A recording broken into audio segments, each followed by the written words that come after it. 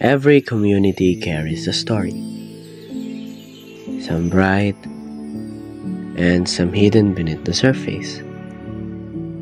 But in the quiet fields of San Juan, Batangas, a problem has been slightly growing.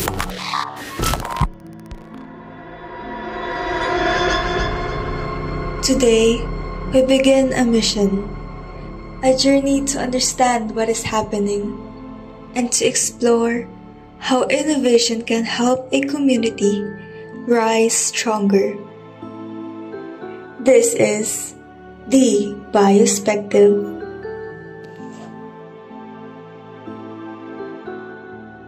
It is time to embark on a mission to serve our community by addressing the environmental challenges faced in our rural areas.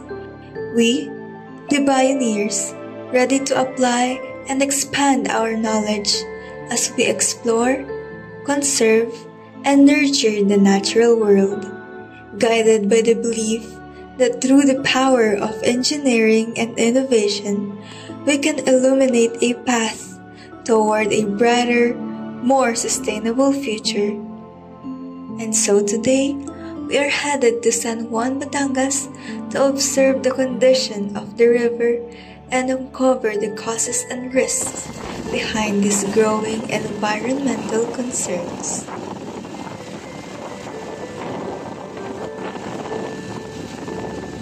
As we explored Barangay Kipot, we were welcomed by a small, peaceful, and a deeply rural community. We noticed that the life here moves differently. Most families rely on agriculture and livestock for their daily livelihood. The journey to the nearest town takes time, making the barangay more closely connected, that people know each other by their name, their stories, and by generations. But within this peaceful setting, the challenges become more visible. We learn something unexpected. Residents frequently experiencing power interruptions, especially during bad weather. And we found the buildup of animal waste, particularly pig waste, affecting parts of the environment.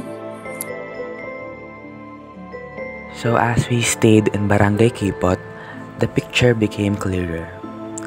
Animal waste from livestock farms that is left unmanaged slowly finds its way into rivers. What seems like a small daily habit becomes a long-term environmental burden. At the same time, residents experience frequent power outages, especially during typhoons. To understand the issue beyond numbers and observations, we turn to the voices of the community, livestock owners, residents, and local workers who experience the impact every day. Bilang mamamayan ng komunidad, ano sa tingin mo ang kasalukuyang kondisyon ng mga local water system katulad ng ating tubig ilog? Ay, napakadumi na ngayon ng ating ilaw. Madumi. Medyo marami na po. Lublobo na ngayon ng kalabaw, hindi na ngayon lublobo ng tao. Hindi mapaglangoyan ang mga bata. Puro dumi, puro nakwari. Wala nang buhangin. Ay marumi na, wala nang naglalaba dun, saka magubat na. At paano po ito nakaka-apekto sa inyong pamumuhay? Nakakapaglaba, nakakakuha ng tubig, tapos naridilig sa mga halaman. Ay, malaking epekto. Dati doon kami nakakuha ng tubig. Doon kami namamako. Doon kami, katulad niyan, hindi na makapaglangoy. Kaya malaking epekto. Dumi-dumi na. Pinabayaan na mga nanunungkulan.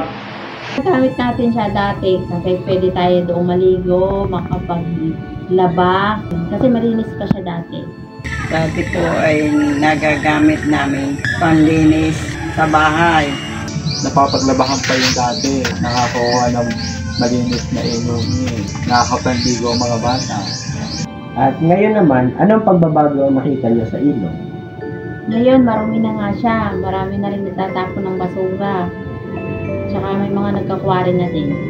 Sa ngayon, kinukuha na din. Tapos hindi na nakakapaglaban ang mga tao. Ang tubig na inumin, hindi na rin ako kunan kasi dumi na. Sobrang dumi na. Nawala na yung mga liguan ng mga bata, mga balong. Nawala na. Nalilimutan na siya ng pato.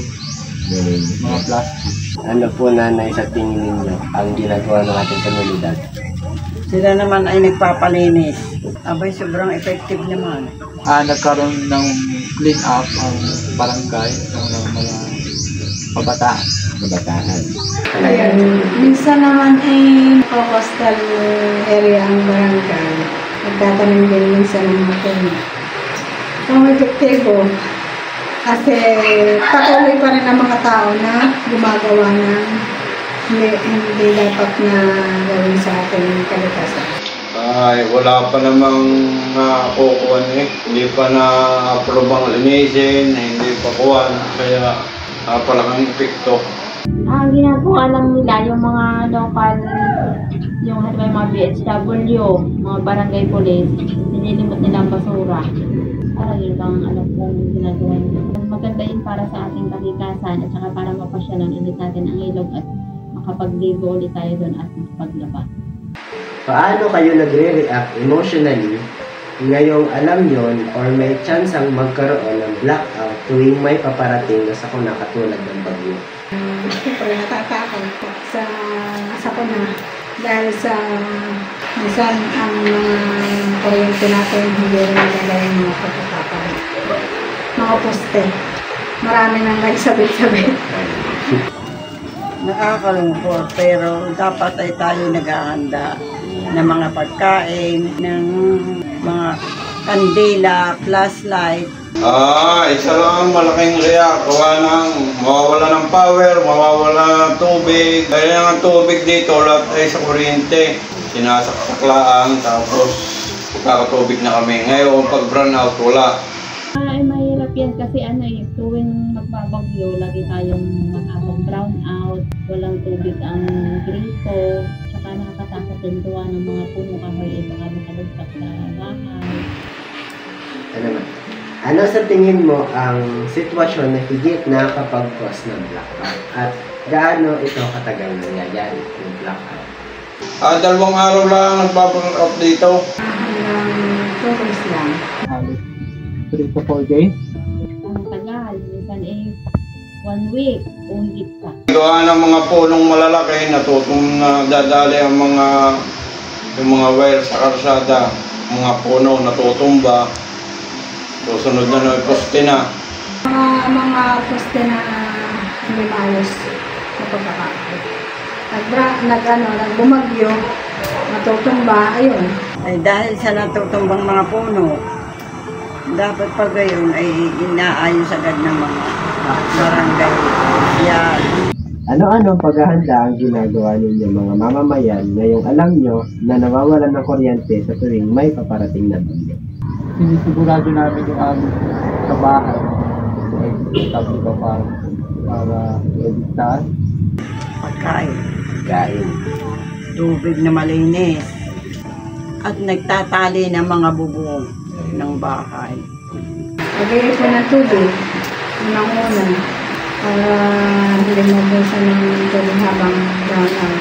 Flashlight, nagre-ready ng flashlight, kandila, para hindi ka charge ng mga cellphone, mga gadget. Kauna-unahan ay nag-iipon ng pagkain, tubig, nagtatras ng cellphone. Nagcha-charge na agad ng mga flashlight, ng electric fan, rechargeable fan, at saka nag-iipon ng maraming tubig, saka nag-iipon ng pagkain. Ano pa? At ano po sa tingin niyo ang suporta na dapat gawin ng barangay sa mga ganitong problema? Dapat maagap silang nagsasangguni sa bahay-bahay. Iniisa-isa nila para nakakahanda. Magkaroon ng meeting at ipabot sa mga tao kung ano yung dapat gawin. Kailangan sila laging handa. Gawa ng delikado ang mga tao. Mag-announce kaagad sila kung kailan magba-brown out. Tsaka dapat minsan may supply talaga silang mga gamot, mga pagkain na pangunahing pagkain na pangangailangan ng mamamayan. Tulong-tulong bawat tao para mabilis na. Bumalik sa kanila. With every story we heard, one message stood out. The community needs a solution that is sustainable, accessible and rooted in their daily reality. So we asked ourselves, what if? What if a single innovation could clean the river, while at the same time lighting up homes? And that question led us to the concept of our prototype, Fauna Ad Lumen, a bio-powered electricity converter, a system designed to transform livestock waste into electricity that reduces pollution while providing power during outages.